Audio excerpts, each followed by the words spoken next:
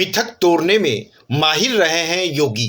नोएडा को अपशगुन मानते थे यूपी के नेता। कहा जाता था कि जो भी सीएम नोएडा आया उनकी छिन जाती थी सीएम की कुर्सी।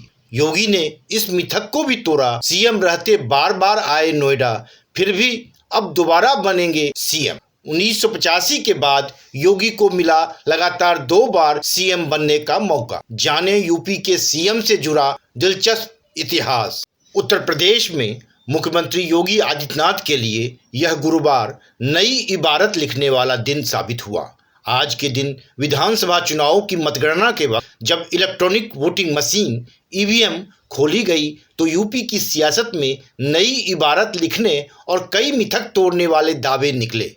और यह भी पता चला कि मुख्यमंत्री योगी आदित्यनाथ ने 37 साल बाद भारतीय जनता पार्टी को यूपी की सत्ता पर लगातार दूसरी बार काबिज करने का इतिहास बना दिया। 37 साल पहले कांग्रेस ने बहुमत के साथ सत्ता में वापसी की थी। इसके बाद मुख्यमंत्री योगी आदित्यनाथ ने निर्धारित 5 वर्ष का कार्यकाल पूरा करते हुए फिर से भाजपा की सत्ता में वापसी कराते हुए पार्टी को ऐतिहासिक तोहफा दिया है। अब मुख्यमंत्री योगी आदित्यनाथ यूपी में भाजपा के ऐसे पहले नेता हो गए हैं जो लगातार दूसरी बार सीएम बनेंगे।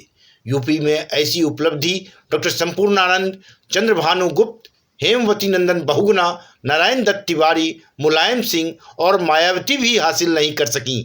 यूपी के राजनीतिक इतिहास के अनुसार प्रदेश में 1951-52 के बाद से अब तक डॉक्टर संपूर्णानंद, चंद्रभानु गुप्त, हेमवती नंदन बहुगुणा और नारायण दत्त तिवारी, मुलायम सिंह यादव और मायावती मुख्यमंत्री जरूर बने, लेकिन इन्हें यह मौका 2 अलग अलग विधानसभाओं के लिए मिला।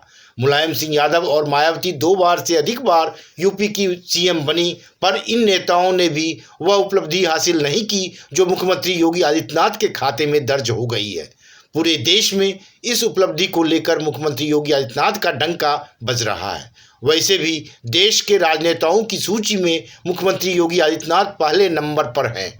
रिकॉर्ड बनाना योगी की फितरत रहा है। दरअसल नंबर 1 पर रहना उनकी फितरत है। करीब 2.5 दशक पहले जब वह उत्तर भारत की प्रमुख पीठों में शुमार गोरक्ष पीठ के उत्तराधिकारी बने, तभी वह देश के रसूखदार लोगों में शामिल है। इसके बाद से तो उनके नाम रिकॉर्ड जुड़ते गए। मसलन 1998 में जब वह पहली बार सांसद चुने गए तब वह सबसे कम उम्र के सांसद थे। 42 की उम्र में एक ही क्षेत्र में लगातार 5 बार सांसद बनने का रिकॉर्ड भी उनके ही नाम है। मुख्यमंत्री बनने के पहले सिर्फ 42 वर्ष की आयु में एक ही सीट से लगातार 5 बार चुने जाने वाले वह देश के इकलौते सांसद रहे। 4 महीने बाद ही दोबारा वह सिरमौर बने। यकीनन ये सिलसिला जारी रहेगा क्योंकि इसके लिए वह अथक परिश्रम करते। टूट गया नोएडा का मिथक। यूपी की राजनीति में मुख्यमंत्री योगी आदित्यनाथ के बने इस इतिहास के साथ ही कई मिथक धराशायी हुए हैं। प्रदेश की राजनीति में अब तक माना जाता रहा है कि नोएडा जाने वाले मुख्यमंत्री की कुर्सी सुरक्षित नहीं रही, उसकी सत्ता में वापसी नहीं होती। इस कारण कुछ मुख्यमंत्री तो नोएडा जाने से बचते रहे। समाजवादी पार्टी के मुखिया अखिलेश यादव तो नोएडा जाने से परहेज करते रहे।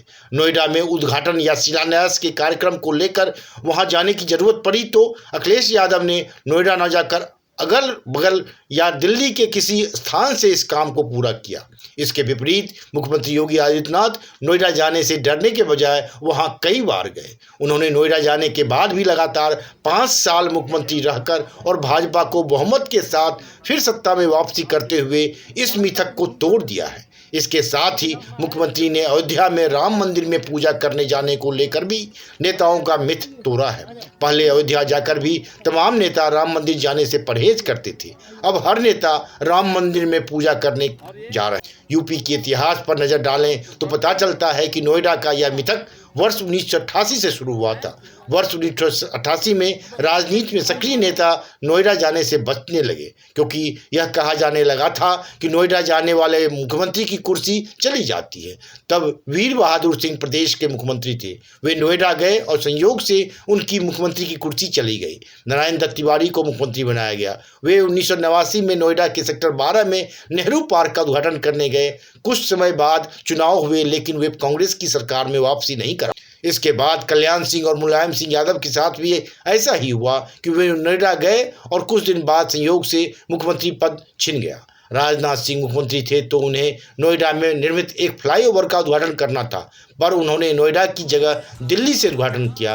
अखिलेश यादव ने भी 5 साल मुख्यमंत्री रहते हुए नोएडा जाने से पड़ेगा, जिसे मुख्यमंत्री योगी आदित्यनाथ के पूरी तरह ध्वस्त कर दिया। वह 5 वर्षों के कई बार नोएडा गए और उन्होंने नोएडा को कई सौगातें दी। इसके साथ ही मुख्यमंत्री योगी आदित्यनाथ ने यह साबित किया है कि जनता के दुख दर्द का निदान करने का जो कार्य करती है सरकार, वह फिर सत्ता में आती ही है, और यह उपलब्धि ऐसे ही नहीं हासिल हुई है। इसके लिए मुख्यमंत्री ने 200 से ज़्यादा जनसभाएं और रोड शो किए।